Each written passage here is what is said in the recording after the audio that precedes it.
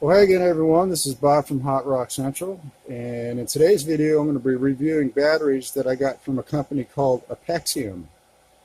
Now, Apexium sells their batteries from a U.S. warehouse as well as from China.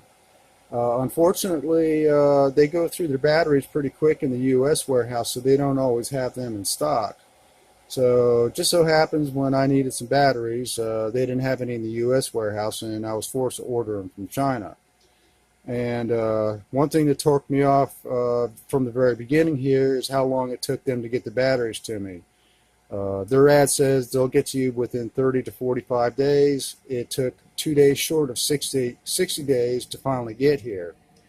However, when they did get here, they came in these boxes here with these nicely padded foam inserts here, and these are tough enough to me, it looks like, where you could bounce this off the concrete or throw it against the wall and still not damage the batteries. Then on top of that, they had plastic caps on the post. That way, if you accidentally drop a piece of metal or something in the box, you wouldn't short out the terminals. And unusually, all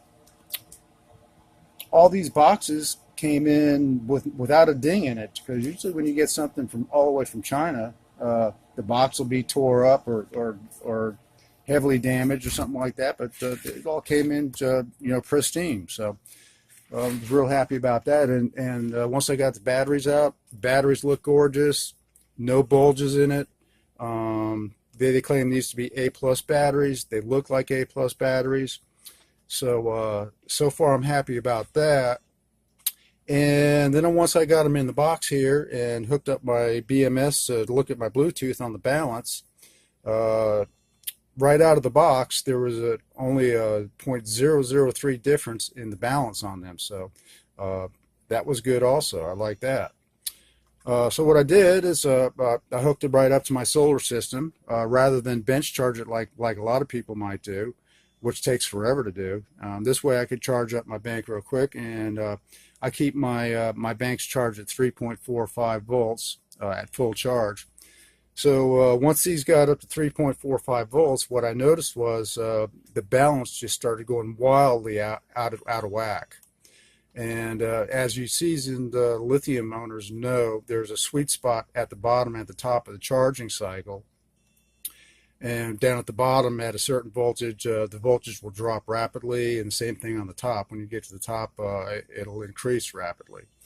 So some of these cells started taking off faster than the others. Some lagged behind, and it threw off the balance really bad. So I disassembled all the bus bars off of this and hooked up everything in parallel. And let me remind you, when you're doing something like that, always disconnect. If you've got a balancer, disconnect your balancer and disconnect your BMS, because all those leads flopping around there could short out somewhere on the battery, and you could take either or both of them out. So that's one thing to be very careful of when you're switching back and forth from doing a top off to putting your batteries in service. All right, so anyways, I've got them topped off now, and I've still got to put it through a cycle test. And they claim on their batteries that they will exceed what the rated output is. So they say these are 304s. They say you can expect to get 315 amps or more out of it, and even 320 or 325. We'll see.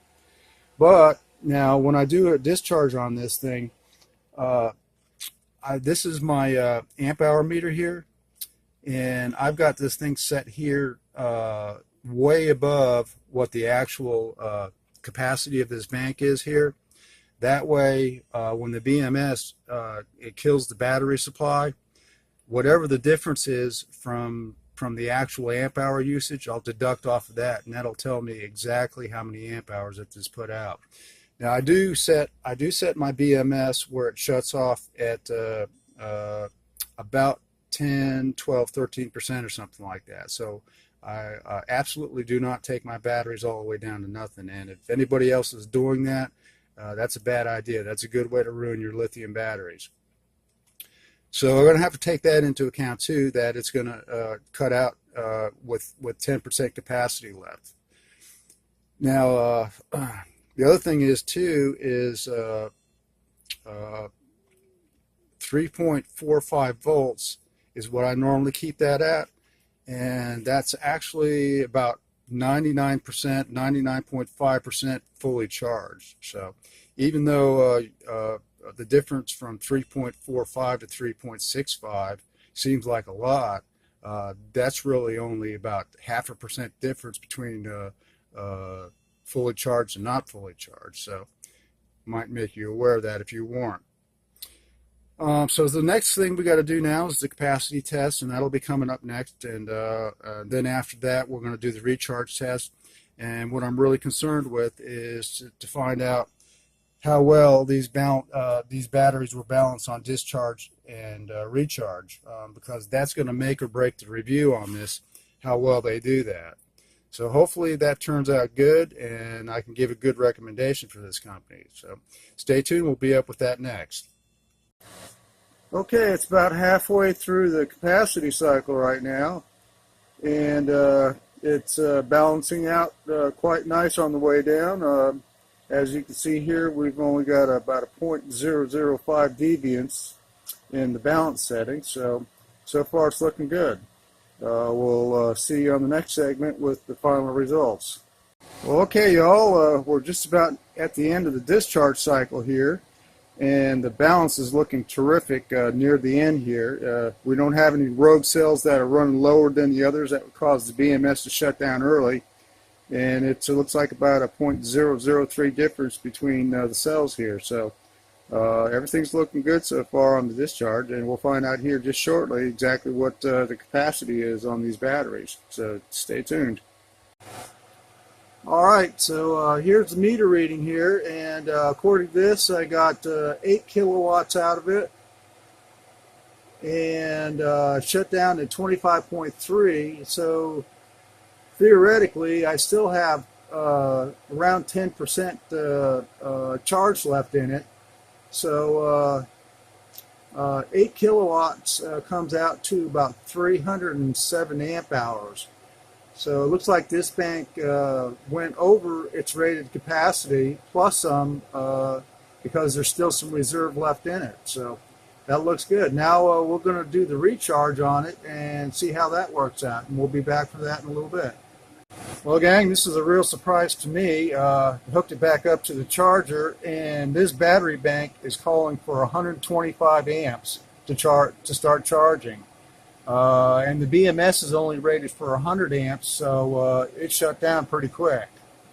So what I'm going to have to end up doing here is I'm going to have to take I got a charger that's on my Tesla down here, just for the Tesla all by itself.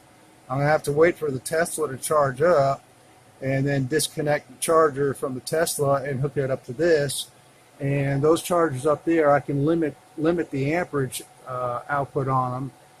So I can get it down to, say, 90 amps or something like that, so that this BMS can actually let this thing charge. So anyways, there's a predicament right there. And so we'll be back after the charge on this thing to find out just how well it charged up. So stay tuned. Well, gang, I'm here to tell you, you learn something new every day. I found out that once you go past the knee, this thing gets really power thirsty. Now, what I did, instead of waiting for my Tesla to charge up like I was talking about and put it on the charger for that, what I did is I took my other chargers and I just kicked them back to put it under 100 amps total output. And then what I found out was, as soon as it crossed over the knee from the low side of the knee into the good side of the knee, the amperage started dropping dramatically. So right now I'm charging at 81 amps, and as that falls, what I can do is I can crank up my chargers more so I can feed my other lithium packs here more amperage. So there's something new that you learn every day from these things that I didn't know. So there you go. So we'll see what happens here after we get the recharge on this. All right, we're finally at the full charge, and the balance isn't exactly as good as I like to see, but it's not that bad either. 0.014 difference on the charge here, but the balancer will take care of that probably before too long, so that's not too bad. I guess what we've got here is we've got a good battery company that's selling some quality batteries, and I would definitely buy some more batteries from this company. So what I'll do is I'll leave you a link to the direct email to the guy that sells these batteries from Apexium. And if you guys want to order you some batteries or just talk to the guy and see you know what his price is and all that kind of stuff, give him a shout. And if you want to, appreciate it if you'd mention that you heard about it from Hot Rock Central. I'm not getting any kickbacks from this company, but I'd like them to know that somebody that reviewed their batteries gave them a thumbs up. So anyways, thanks for watching, and we'll see you on the next one.